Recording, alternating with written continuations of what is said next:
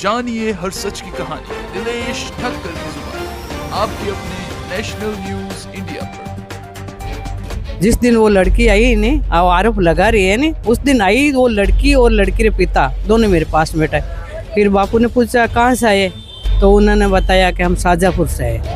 बापू क्यों आए इधर, किस उद्देश्य से आए, क्यों आए आप? मैं आ रहा हूँ, दिल्ली आ रहा है, अहमदाबाद जा रहा हूँ, तो आप यहाँ क्यों आए? फिर लड़की ने बोले कि हमारे घर में परेशानी है। बापू ने बोला क्या परेशानी? कि कोई भूत प्रेत। बापू के हो ही नहीं सकता। आज मैं शाम के बापू आया तो सामने बापू ने बोला कि कहाँ गए, इनको रवाना क्यों नहीं किया? अच्छा, बापू ने बोला इनको रवाना क्यों नहीं किया? मतलब बापू ने बोला कि यहाँ नहीं रहो, चले जाओ, उसके बाद भी वहाँ रुकना। कहीं नहीं कहीं ऐसा नहीं लग रहा है कि पूरा षड्यंत्र रचा गया? मतलब बिल्कुल पूरा षड्यंत्र रचा गया। जो कोर्ट के मतलब जो बयान हुए थे उसमें भी ये आ रहा था कि जो घटना वाली वक्त लड़की बता रही है, वो फोन पे बात कर रही थी किसी से। माताजी भी वही बोल रहे हैं कि भाई लड़की, क्योंकि वो माताजी के पास ही बैठी थी। मैं शाम को 7 बजे से 12 बजे तक वो मेरे माताजी के पीछे छुप के बैठी थी, जस्ट पास में। तो इस प्रकार की कोई घटना घटी नहीं। बिल्कुल उनके मन में डर था कि मतलब बापूजी अगर देख लेंगे। उनको जाने के लिए बोला और वो जानबूझकर वहाँ रुके थे। और वो किस कारण रुके थे वो तो न्यायालय में विचाराधीन है, इसके बारे में मैं टिप्पणी नहीं कर सकता। परंतु बिल्कुल ये षड्यंत्र है और बिल्कुल जुटी हुई मनगढ़ंत कहानी है। मैं कोर्ट को भी पता है कि जिस प्रकार लड़की घटना बता रही है और उस समय उसकी कॉल डिटेल को अगर देखा जाए तो मौके पे मौजूद जो कॉल डिटेल थी वो माताजी बोल रही है लड़की के हाथ में ही फोन था। उससे ये प्रूफ होता है कि मतलब लड़की किसी को मैसेज कर रही थी। तो मतलब अब जोधपुर हाई कोर्ट में दूध का दूध पानी का पानी होगा। मतलब बिल्कुल न्यायालय में हमारी तरफ से सीनियर वकील कामत जी पक्ष रख रहे हैं और हमें उम्मीद है कि बिल्कुल हमारे पक्ष में ही फैसला आएगा और बापूजी निर्दोष थे और निर्दोष ही बरी होंगे। इस पूरी खबर को लेकर आप लोगों की क्या राय है? आप लोग भी वीडियो के कमेंट बॉक्स में जाकर आप लोग भी अपनी राय अवश्य रखिएगा। मैं जोधपुर से रहने वाली हूँ, 35 साल से बापू से जुड़ी हूँ। मैं पूर्ण वर्दारी भी हूँ। जिस दिन वो लड़की आई नहीं और आरोप लगा रही है नहीं, उस दिन आई वो लड़की और लड़की के पिता दोनों मेरे पास बैठा है। इधर लड़की के पिता बैठा, इधर लड़की की माँ बेटी दोनों। तो फिर वो बार बार प्रसाद कर रहे थे आगे, तो बापूजी के पास गई प्रसाद लेके। फिर बापू ने पूछा कहाँ से आए, तो उन्होंने बताया कि हम शाहजहाँपुर से आए। बापू क्यों आए इधर, किस उद्देश्य से आए, क्यों आए आप? मैं आ रहा हूँ, दिल्ली आ रहा है, अहमदाबाद जा रहा हूँ, तो आप यहाँ क्यों आए? तो 2-4 बार बापू ने बोला, तो उन्होंने बोले। फिर लड़की ने बोले कि हमारे घर में परेशानी है। बापू ने बोला क्या परेशानी है? कि कोई भूत प्रेत। बापू के हो ही नहीं सकता। फिर बोले बापू हम ओम जपते तो भाग जाते हैं। फिर बापू की कोई बात नहीं। फिर लड़की के पिता को बापू ने बोला यहाँ रह के अनुष्ठान कर ले। तो लड़की बोली हम भी करेंगे। बापू को नहीं है, माँ बेटी को यहाँ से रवाना कर दो। अच्छा, मतलब उसके पिताजी को बोला कि आप यहाँ अनुष्ठान कर लो। लड़की को बोला यहाँ से रवाना कर दो। रवाना करने रवाना करने के लिए बोला। तो फिर उन्होंने वो ऐसे करके टाल दिया। फिर बाद में शाम के बापू आया तो सामने बापू ने बोला कि कहाँ गए, इनको रवाना क्यों नहीं किया? अच्छा, बापू ने बोला इनको रवाना क्यों नहीं किया? फिर एक ललित है टूर वाला, उनको बोला भाई तेरी गाड़ी से इनको छोड़ना। तो वो 3 दिन बेचारा उनके पीछे फिरा के आप चलो मैं छोड़ दूँ, आप चलो मैं छोड़।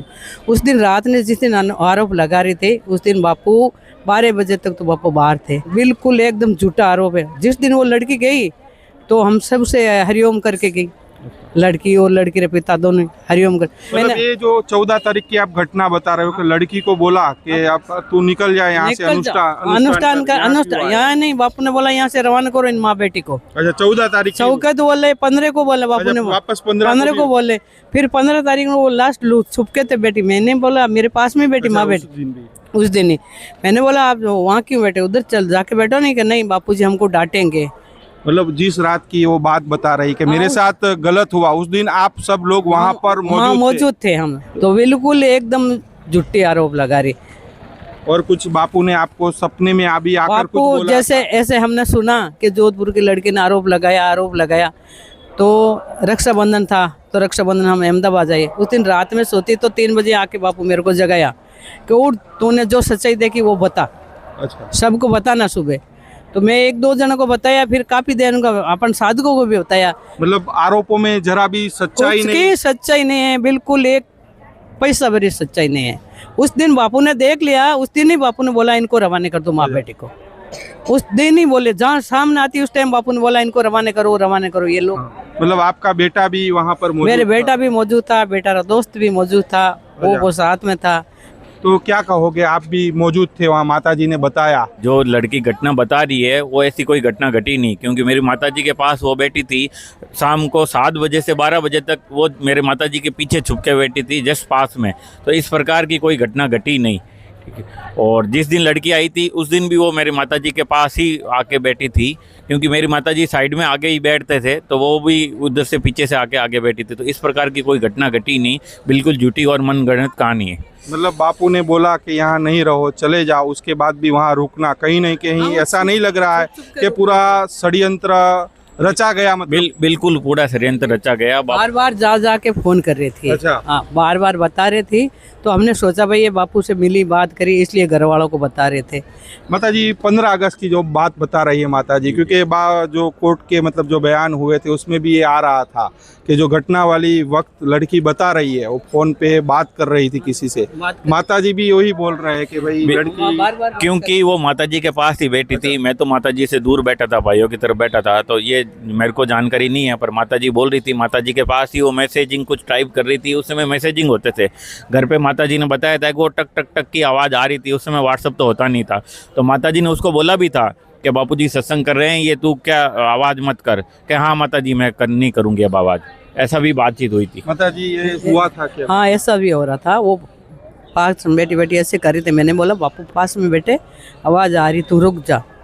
तो के नहीं माताजी ये तो कोई खुशी की बात है, हम बता रहे हैं। अच्छा। हाँ, खुशी की बात बता रहे थे।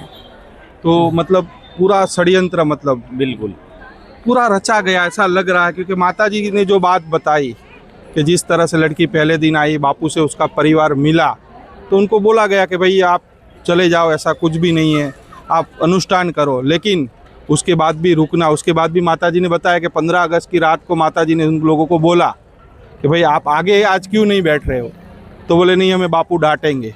तो मतलब कहीं ना कहीं बिल्कुल उनके मन में डर था कि मतलब बापूजी अगर देख लेंगे, उनको जाने के लिए बोला और वो जानबूझकर वहाँ रुके थे। वो किस कारण रुके थे वो तो न्यायालय में विचाराधीन है, इसके बारे में मैं टिप्पणी नहीं कर सकता, परंतु बिल्कुल ये षड्यंत्र है और बिल्कुल झूठी और मनगढ़ंत कहानी है। तो मतलब अब जोधपुर हाई कोर्ट में दूध का दूध पानी का पानी होगा, मतलब बिल्कुल बिल्कुल न्यायालय में हमारी तरफ से सीनियर वकील कामत जी पक्ष रख रहे हैं और हमें उम्मीद है कि बिल्कुल हमारे पक्ष में ही फैसला आएगा और बापूजी निर्दोष थे और निर्दोष ही बरी होंगे, क्योंकि कानून के रूप में कोर्ट को भी पता है कि जिस प्रकार लड़की घटना बता रही है और उस समय उसकी कॉल डिटेल को अगर देखा जाए तो मौके पे मौजूद जो कॉल डिटेल थी वो माताजी बोल रही है लड़की के हाथ में ही फ़ोन था, उससे ये प्रूफ होता है कि मतलब लड़की किसी को मैसेज कर रही थी, घटना का समय जो बता रही है और उस समय ऐसी कोई घटना नहीं घटी।